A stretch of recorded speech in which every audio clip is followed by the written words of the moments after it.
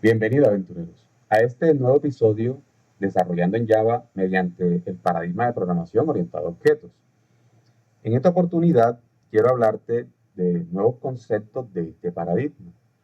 Vamos a hablar de las clases abstractas. Las clases abstractas en el paradigma orientado a objetos nos permiten a nosotros definir, o el propósito de estas clases es definir una base, una plantilla para otras clases derivadas de esta clase abstracta. Es decir, la principal función de las clases abstractas es definir un comportamiento de unas subclases, las cuales van a heredar de ella.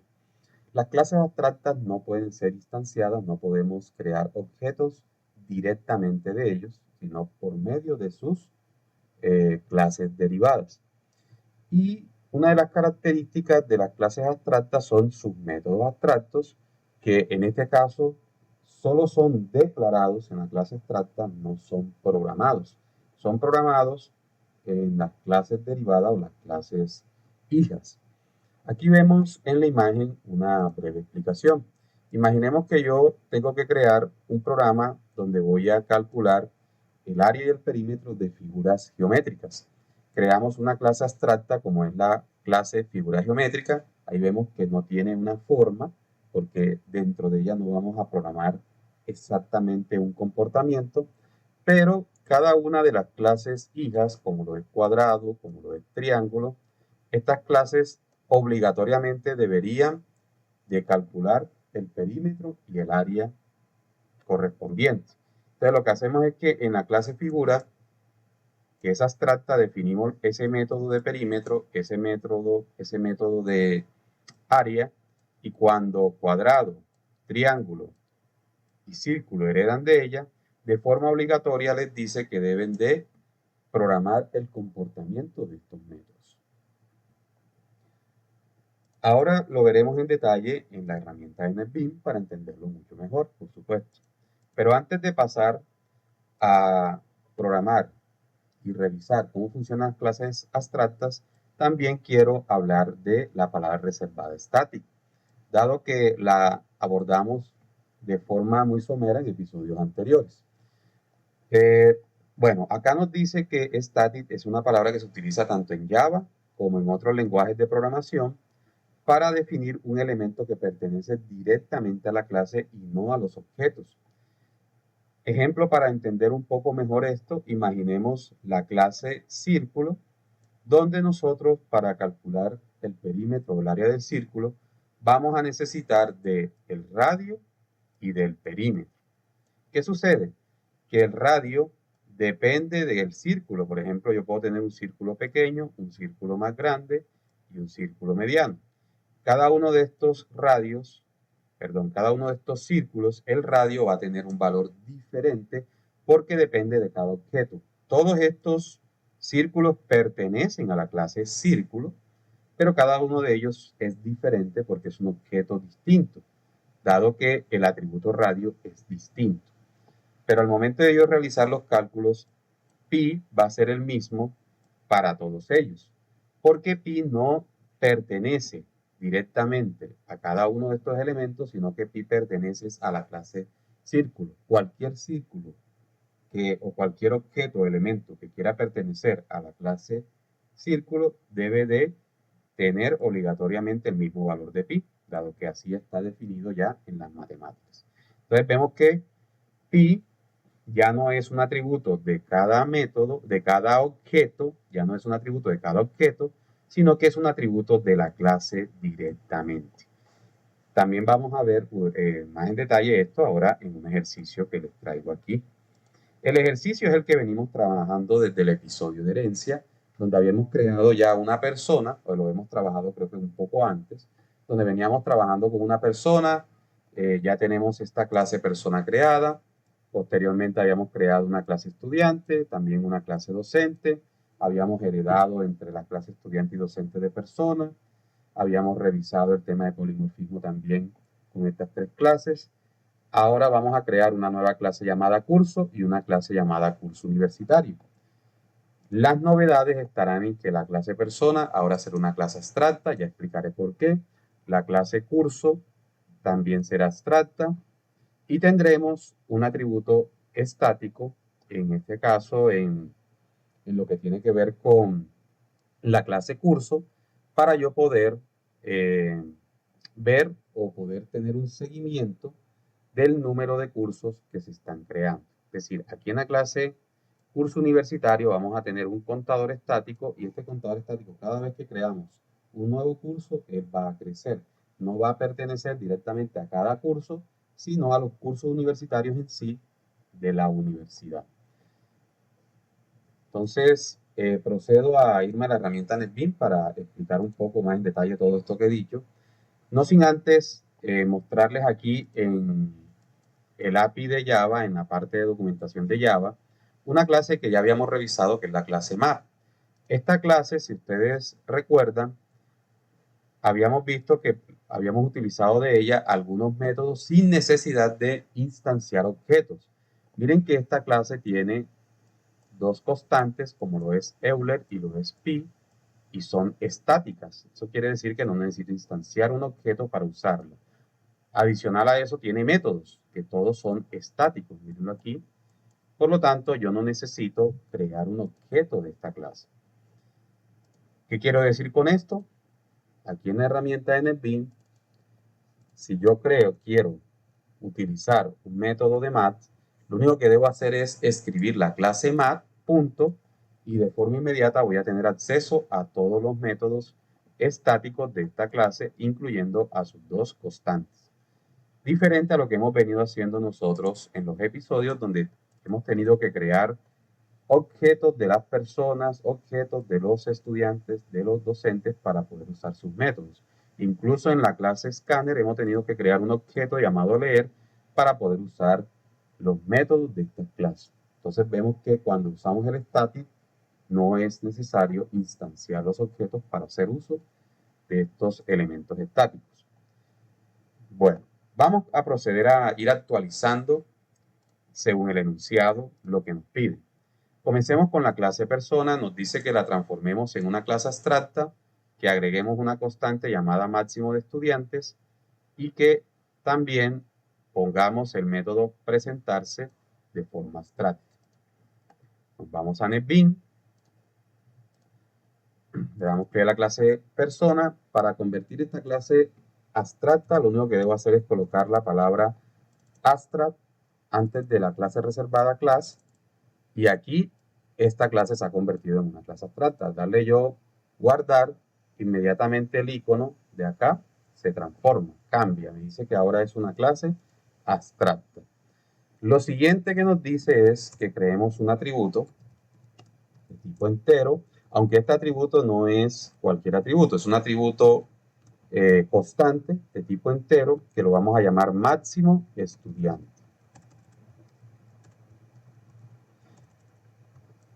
En episodios anteriores habíamos visto que cuando creamos una constante, la constante no puede variar su valor en tiempo de ejecución, apenas tome un valor inicial. Aquí le voy a decir que el valor inicial va a ser de 3, debería ser 30 o 25, dependiendo del número de cursos, pero para el ejercicio, para no tener tantos, vamos a colocarle 3. Y lo otro importante es que yo les había mencionado que había que tener buena escritura en la programación orientada a objetos. Recordemos que les decía que las clases deben ser nombradas con mayúscula inicial, y si tiene otra palabra, esa segunda palabra también debe tener mayúscula inicial. Las constantes deben ser nombradas con mayúscula sostenida, es decir, que cuando ustedes vean mayúsculas sostenidas, al momento de ir realizando programación, tendrán en cuenta de que es una constante a lo que estamos haciendo mención. No había mencionado, creo que en otros episodios, pero las variables, atributos y demás deben de comenzar con minúscula, y si tienen una segunda palabra que las acompañe, esa segunda palabra sí debe ser mayúscula. Igual que sucede con los métodos deben iniciar en minúscula. Miren, por ejemplo, el método getNombre inicia en minúscula, pero como tiene una segunda palabra, esa segunda palabra inicia en mayúscula. Así se comportan también los atributos o variables. Lo que queda acá en la clase persona es que el método presentarse se convierta en abstracto. ¿Por qué vamos a convertir el método persona en abstracto? Porque nos hemos dado cuenta, el método presentarse, perdón, el método presentarse en abstracto. Porque nos hemos dado cuenta de que el estudiante se presenta de una manera, el docente de otra, y seguramente dependiendo de cualquier clase que herede de persona, va a tener su manera de presentarse. Por esta razón, este método va a ser siempre reprogramado en las clases derivadas. Entonces, para transformarlo en un método abstracto, lo primero que debo hacer es colocarle la palabra abstract antes del tipo del método y no debo programarlo, ¿sí? No debo tener ningún tipo de programación porque solamente debo indicarle a la clase hija que de forma obligatoria debe implementar este método y que la clase hija es autónoma en cómo debe de programarlo.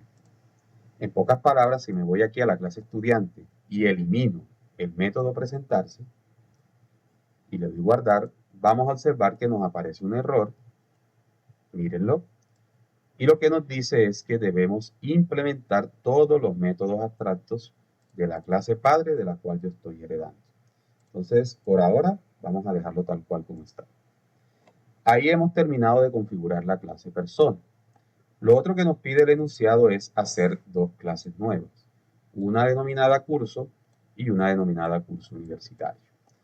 La denominada curso va a tener el nombre del curso y un método abstracto llamado información. Y la de curso universitario va a heredar de curso y va a tener la lista de estudiantes y va a tener un atributo estático que va a llevar el número de cursos que se están creando. Vamos a la herramienta NetBeam, vamos a proceder a crear estas dos nuevas clases. Creo la clase curso primero. Esta clase curso nos dice que debe ser abstracta, así que la declaramos de forma abstracta y le colocamos acá el atributo nombre curso, que es el que nos están solicitando. Adicional a eso, bueno, me creo su método constructor y creo el método abstracto que nos están pidiendo, que es mostrar información del curso.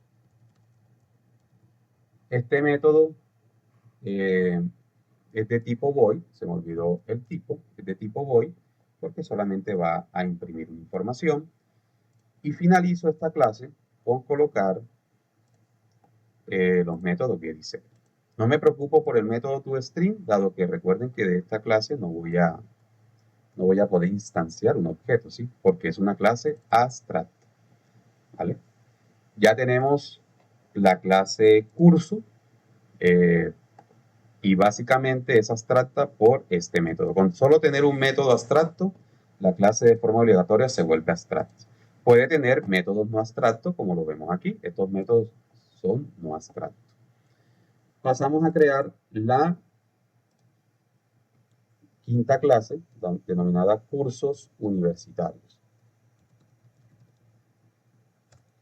Esta clase, de forma obligatoria, hereda de cursos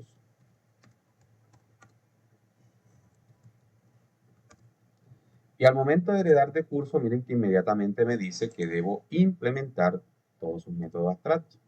Le doy clic. Esto me trae por defecto un tema de secciones que lo estaremos revisando más en detalle en otros episodios. ¿Listo? Así que voy a proceder a borrar lo que traía programado esa clase, ese método, porque hay que reprogramarlo. El otro error que me aparece es porque yo debo de forma obligatoria utilizar el método constructor de la clase padre, pero vamos a hacerlo ahora que definamos los atributos de esta clase. El primer atributo que me dicen es uno estático, que va a ser el contador